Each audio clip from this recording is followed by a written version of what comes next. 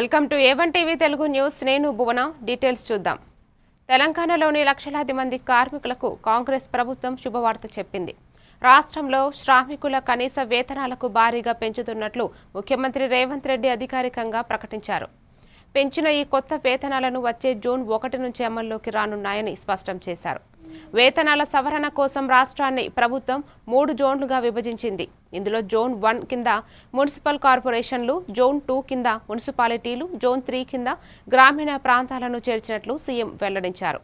కార్మికుల కనీస వేతనాలపై మంత్రివర్గ ఉపసంఘాన్ని నియమించామని, కార్మికులను 4 విభాగాలుగా చేసి కనీస వేతనాలు నిర్ణయించామని సీఎం రేవంత్ తెలిపారు. కనీస వేతనాలు ఏ విధంగా అమలు చేయాలి, కనీస వేతనాలను అమలు చేయడం ద్వారా ఈ కార్మికులకు ఏ రకంగా ప్రయోజనం చేకూరుతుందో చాలా వివరంగా మేము విశ్లేషించి వాటి మీద నిర్ణయం తీసుకోవడం జరిగింది. అదేవిధంగా గతంలో అర్బన్ అండ్ రూరల్ 2 జోన్లు ఉండేది, కానీ ఈసారి 3 జోన్లుగా జోన్లను కూడా విభజించినాం.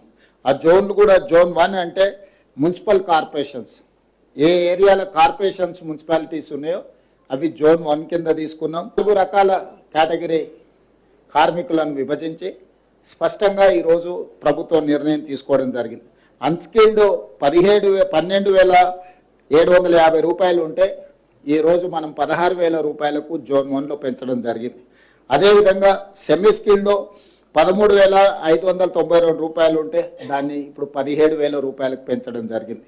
స్కిల్డ్లో గతంలో 13,772 రూపాయలు ఉంటే ఈరోజు 18,500లకు పెంచడం జరిగింది. హై స్కిల్డ్లో 14,607 రూపాయలు ఉంటే 20,000 రూపాయలకు పెంచడం జరిగింది.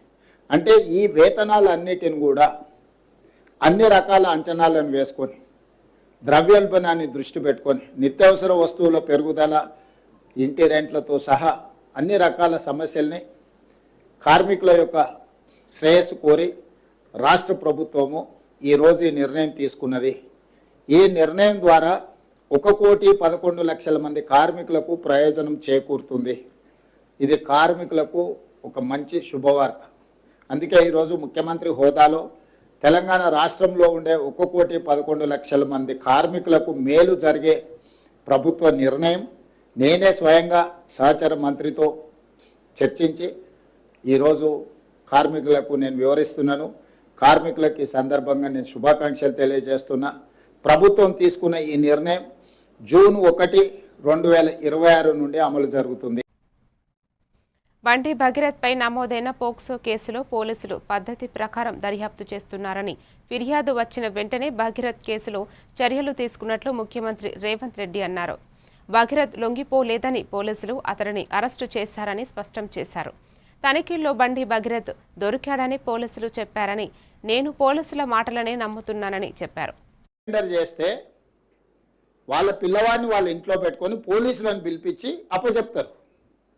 అప్పజెక్షన్ మీ ఇల్లా నా ఇల్లా?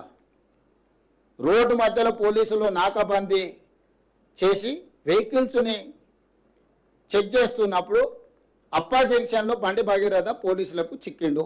ఇది మా పోలీసులు నాకు చెప్పింది.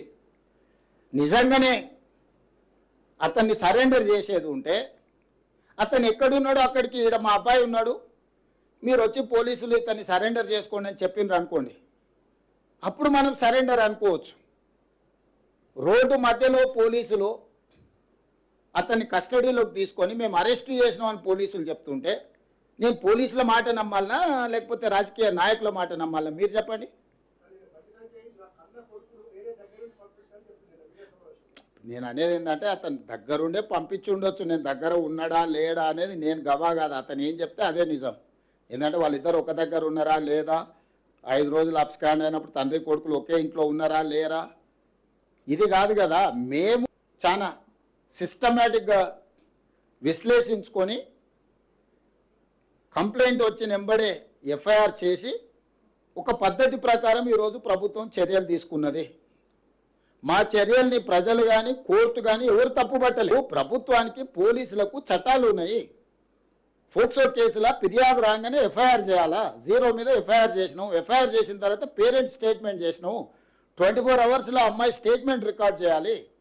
ఆ ప్రకారం చేసుకుంటే అమ్మాయి దగ్గర కోర్టు దగ్గరికి తీసుకెళ్ళి 164 స్టేట్మెంట్ చేయాలి. ఇది సెన్సిటివ్ కేసు. ఫోక్సో కేసులో ఎవరి వివరాలు చెప్పడానికి లేదు.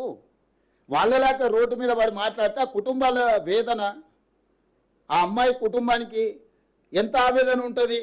వీళ్ళు అడ్డగోలుగా ఇచ్చేసి ఆ అమ్మాయి ఫోటోలు పెట్టి, ఆ అమ్మాయి తల్లిదండ్రుల ఫోటోలు పెట్టి ఎన్నికల్లో కొట్లాడు, ఎన్నికల్లో ఓడించు. రాజకీయాల్లాగా చూడాలి, సమస్యను సమస్యలాగా చూడాలి.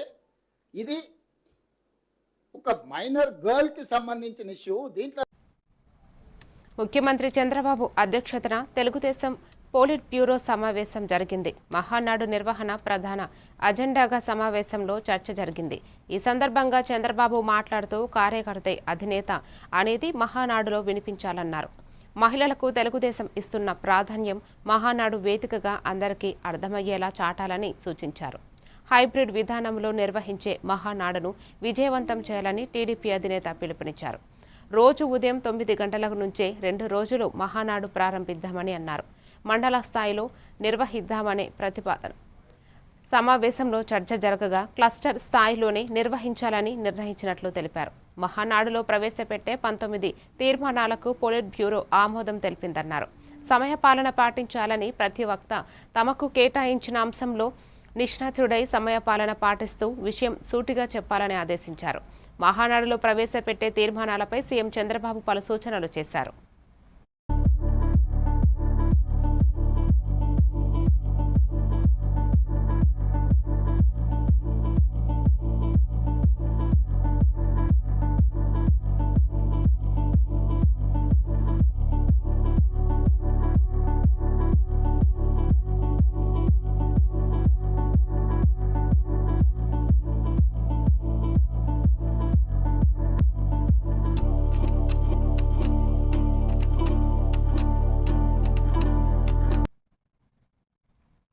అమరావతి రాజధాని నిర్మాణాల పేరిట రాష్ట్రంలో విచ్చలవిడిగా అవినీతి దోపిడీ జరుగుతోందని వైసీపీ అధినేత జగన్ ఆరోపించారు.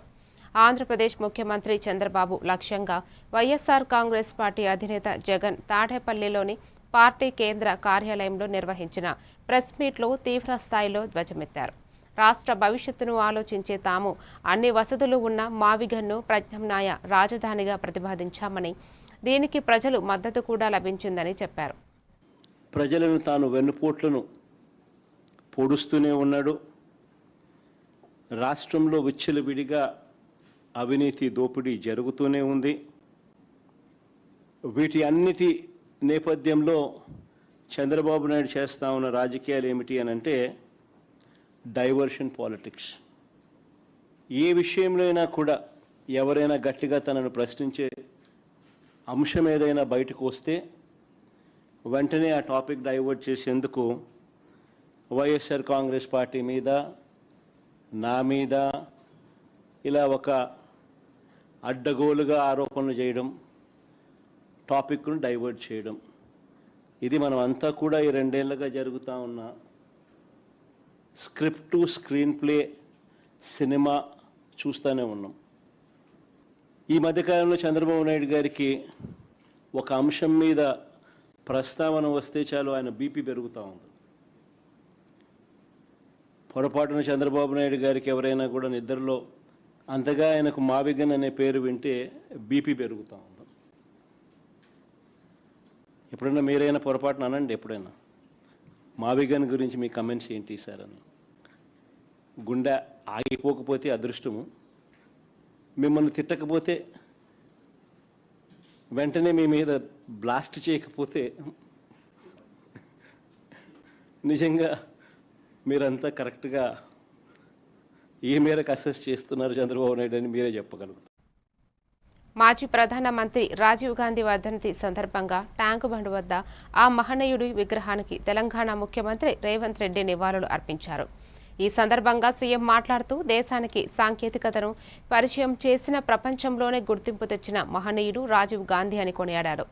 దేశంలో సాంకేతికను తీసుకువచ్చిన గొప్ప దార్శనికుడు రాజీవ్ గాంధీ అని అన్నారు. దేశంలో మహిళా రిజర్వేషన్లను తీసుకువచ్చిన మహనీయుడన్నారు.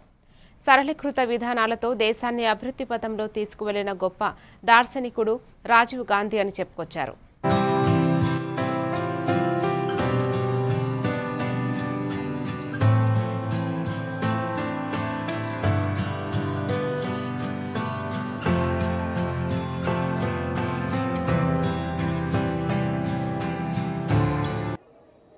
దేశం కోసం ప్రాణాలు అర్పించిన మహాత్మా గాంధీ గారి స్ఫూర్తితో, ఈ దేశ ఐక్యత కోసం, సమగ్రత కోసం ప్రాణాలు అర్పించిన శ్రీమతి ఇందిరాగాంధీ గారి యొక్క స్ఫూర్తితో ఈ దేశ అభివృద్ధిలో భాగస్వామి అవుతూ దేశ సమగ్రతను కాపాడడానికి మూడో తరం కూడా ప్రాణాలు అర్పించి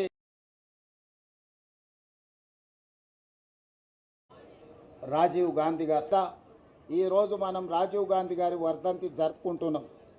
ఈ తెలంగాణ ప్రజలకు రాజీవ్ గాంధీ, సోనియా గాంధీ గారు, ఇందిరాగాంధీ గారి కుటుంబంతో అవినాభావ సంబంధం, విడదీయరాని అనుబంధం.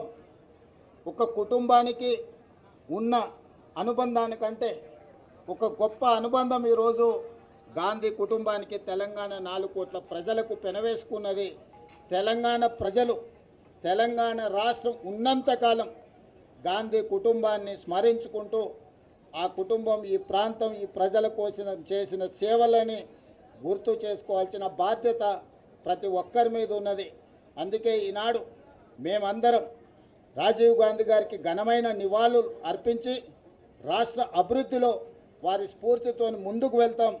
వారి స్ఫూర్తితోనే ఆనాడు చట్టసభలలో కూడా మహిళలకు రిజర్వేషన్లు ఉండాలి అని 2013లోనే రాజ్యసభలో ఆమోదింపజేసిన నాయకురాలు శ్రీమతి సోనియా గాంధీ గారు. దేశం వేగంగా అభివృద్ధి చెందుతుంది అని భావించి స్థానిక సంస్థల్లో ఈ దేశంలో మొట్టమొదటిసారి మహిళా రిజర్వేషన్లను తీసుకొచ్చిన గొప్ప నాయకుడు రాజీవ్ గాంధీ గారు.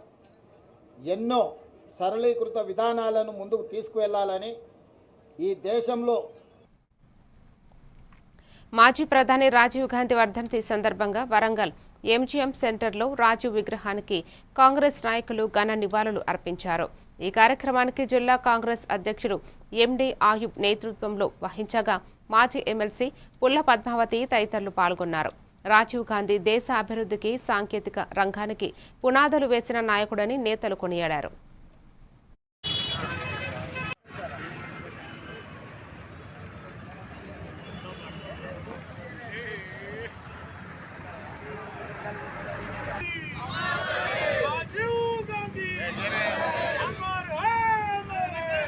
కాంగ్రెస్ పార్టీ పక్షాన దివంగత నేత మహనీయుడు రాజీవ్ గాంధీ గారి వర్ధంతి సందర్భంగా ఎంజిఎం సెంటర్లో ఇలా ఘనంగా పూలమాలలతో సత్కరించుకుంటూ అతనికి నివాళులు అర్పించుకోవడం జరిగింది.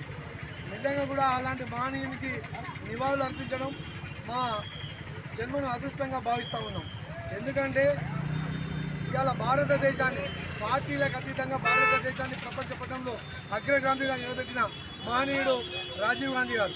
కంప్యూటర్ అయితేనేమి, 18 సంవత్సరాలకు ఓటు హక్కు అయితేనేమి, చాలా ముందు చూపుతోటి ఎన్నో కఠినమైన నిర్ణయాలు తీసుకొని ఇవాళ ఆ రోజు ప్రైవేటు బ్యాంకులను కూడా జాతీయం చేసిన మహనీయుడు స్వర్గీయ రాజీవ్ గాంధీ గారు.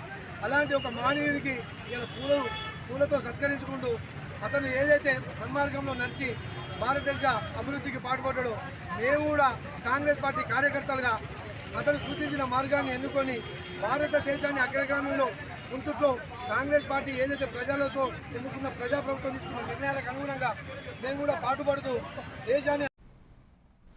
ఎన్టీఆర్ జిల్లా పెనుగంచిప్రోలులో కంఠమనేని ఫంక్షన్ హాలులో బీజేపీ ఆధ్వర్యంలో దీన్ దయాళ్ ఉపాధ్యాయ మహా ప్రశిక్షణ అభియాన్ 2 రోజుల శిక్షణ తరగతులు ప్రారంభమయ్యాయి.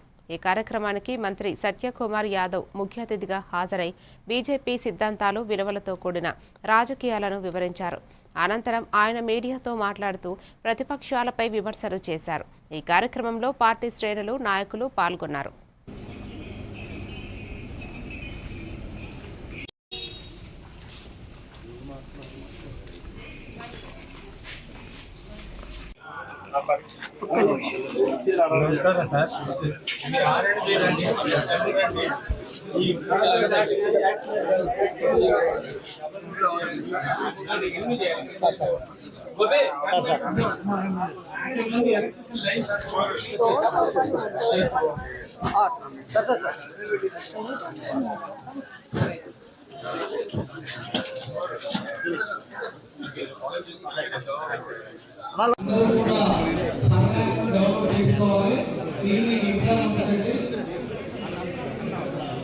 ఈ లేని వాళ్ళని సరళాన్ని ప్లే స్టోర్లో సరళాన్ని డౌన్లోడ్ చేసుకోవాలని కోరుకుంటున్నాం. ఫోటోలు దిగిన వాళ్ళు మాజీ హైదరాబాద్ మేయర్ గద్వాల విజయలక్ష్మి తెలంగాణ రాష్ట్ర మహిళా కమిషన్ చైర్పర్సన్గా బాధ్యతలు స్వీకరించారు. పూజా కార్యక్రమాల అనంతరం వేద పండితులు ఆశీర్వచనాలు, తండ్రి కేశవరావు ఆశీర్వాదాలతో చైర్పర్సన్గా ఆమె బాధ్యతలు స్వీకరించారు. అనంతరం మహిళా చైర్పర్సన్కు మంత్రులు పొన్నం ప్రభాకర్, వివేక్ వెంకటస్వామి, మాజీ మంత్రి గీతారెడ్డి, ఎమ్మెల్యేలు నవీన్ యాదవ్, దానం నాగేందర్, శ్రీ గణేష్ తదితరులు శుభాకాంక్షలు తెలిపారు.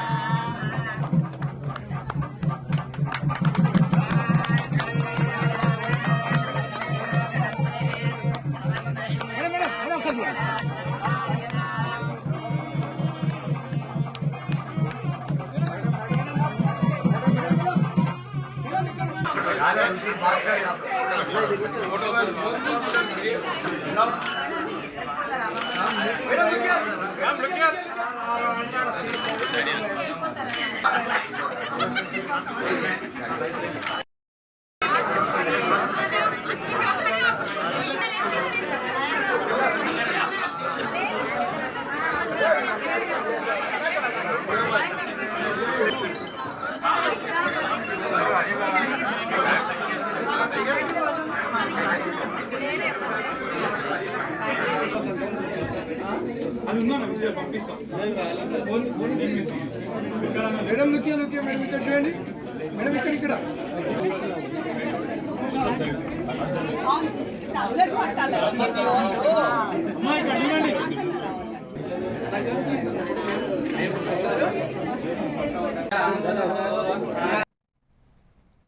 మేడ్చల్ జిల్లా కుత్బుల్లాపూర్లో టీఆర్ఎస్ జెండా పండుగను ఆ పార్టీ చీఫ్ కవిత ప్రారంభించారు. నియోజకవర్గంలో 20 ఏళ్లుగా పెండింగుల్లో ఉన్న అమరుల స్తూపాన్ని జూన్ 2 తెలంగాణ ఆవిర్భావ దినోత్సవంలోగా ప్రభుత్వం ప్రారంభించాలని ఆమె అన్నారు. లేని పక్షంలో తమ పార్టీ ఆధ్వర్యంలోనే స్తూపాన్ని ఆవిష్కరిస్తామని హెచ్చరించారు.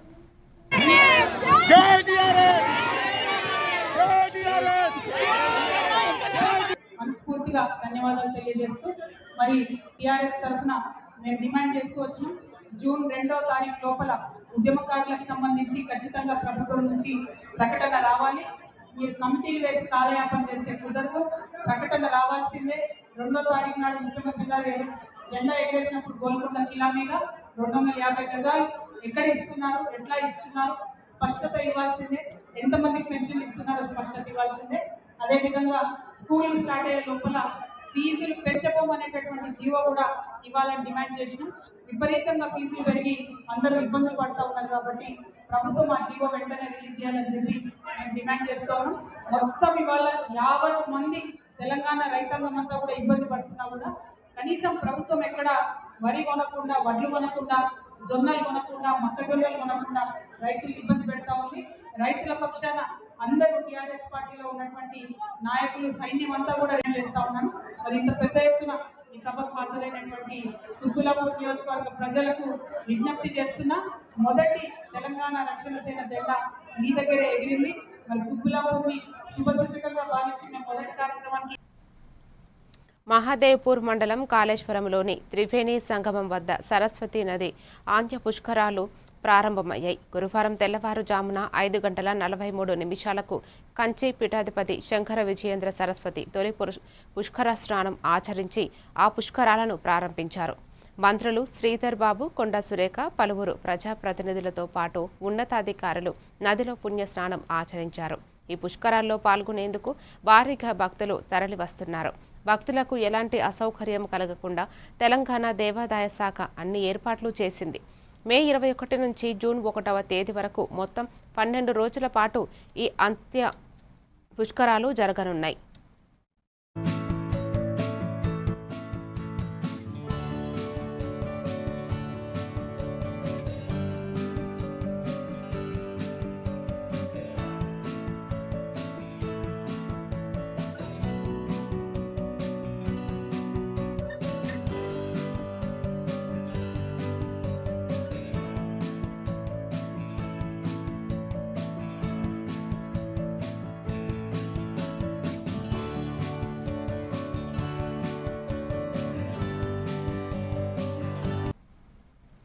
పాత బస్తీలోని ప్రముఖ వ్యాపార కేంద్రమైన మదీనా చౌరస్తాలో భారీ అగ్ని ప్రమాదం సంభవించింది. మదీనా ప్రాంతంలోని ఎస్వీజే కాంప్లెక్స్లో ఉన్న ఓ వస్త్ర దుకాణంలో అకస్మాత్తుగా మంటలు చెలరేగడంతో ఆ ప్రాంతమంతా దట్టమైన పొగ కమ్ముకుంది. వస్త్ర వ్యాపారానికి, షాపింగ్కు ఓల్డ్ సిటీ అత్యంత ప్రసిద్ధి చెందిన ప్రాంతం కావడంతో ఈ ప్రమాదం స్థానికంగా తీవ్ర కలకలం రేపింది.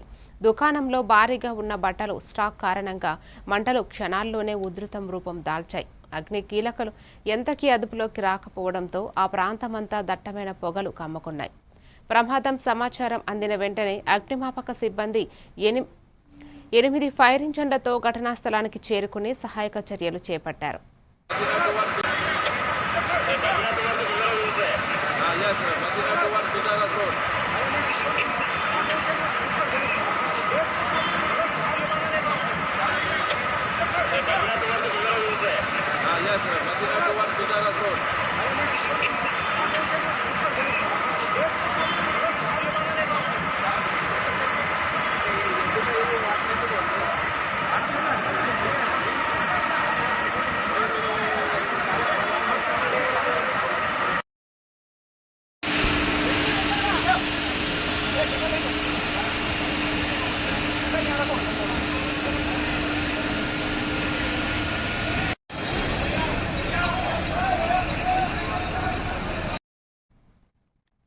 వేసవి సెలవుల దృష్ట్యా తిరుమలలో భక్తుల రష్ కొనసాగుతోంది. భక్తులు భారీగా తరలి రావడంతో వైకుంఠం క్యూ కాంప్లెక్స్ 1-2లోని కంపార్ట్మెంట్లు పూర్తిగా నిండిపోయాయి. దీంతో నారాయణగిరి ఉద్యానవనంలో ఏర్పాటు చేసిన షెడ్లలో కూడా భక్తులు నిండి బాటగంగమ్మ ఆలయం క్యూ లైన్ వరకు వేచి ఉన్నారు. శ్రీవారి సర్వదర్శనానికి 24 గంటలకు పైగా సమయం పడుతుండటంతో శుక్రవారం ఉదయం 6 గంటల తర్వాత క్యూ లైన్లోకి రావాలని టీటీడీ అధికారులు ప్రకటించారు. ఇక సిఆర్ఓ వద్ద వసతి గదుల కోసం భక్తులు బారులు తీరారు.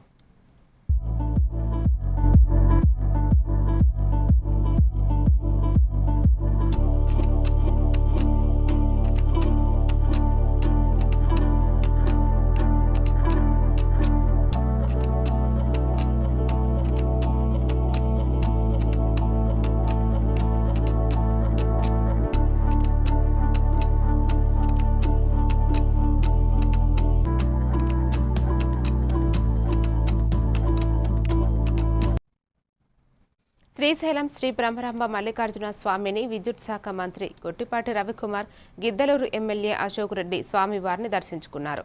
దేవస్థానం ఈవో శ్రీనివాసరావు వారికి స్వాగతం పలికారు. అనంతరం స్వామివారికి అభిషేకాలు, అమ్మవారికి కుంకుమార్చన నిర్వహించి ప్రసాదాలు అందజేశారు.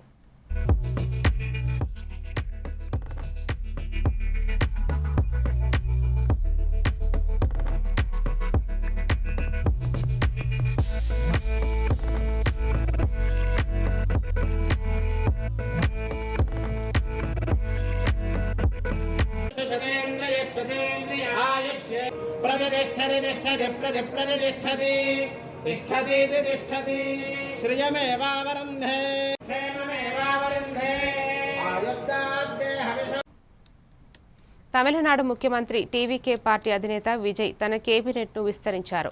కొత్తగా 23 మంది ఎమ్మెల్యేలను నేడు మంత్రులుగా ప్రమాణ స్వీకారం చేశారు. 21 మంది టీవీకే ఎమ్మెల్యేలతో పాటు మిత్రపక్షం కాంగ్రెస్కు చెందిన 2 ఎమ్మెల్యేలకు మంత్రివర్గంలో చోటు దక్కింది. తనకు మద్దతు ఇచ్చిన కాంగ్రెస్తో పాటు ఐయుఎంఎల్, బీసీకే పార్టీలకు కూడా CM Vijay cabinet berth offer చేసినట్లు సమాచారం. అయితే మరికొంతకాలం తర్వాత ఐయుఎంఎల్, బీసీకేలు కేబినెట్లో చేరే అవకాశం ఉన్నట్టు తెలుస్తోంది. సిపిఐ, సిపిఎంలను కూడా సీఎం విజయ్ మంత్రివర్గంలోకి ఆహ్వానించినట్టు మంత్రి ఆదివ్ అర్జున్ తెలిపారు. వీసీకే చీఫ్ తోల్ తిరుమావలన్ మంత్రివర్గంలో చేరాలని తాము ఆశిస్తున్నట్లు కూడా పేర్కొన్నారు.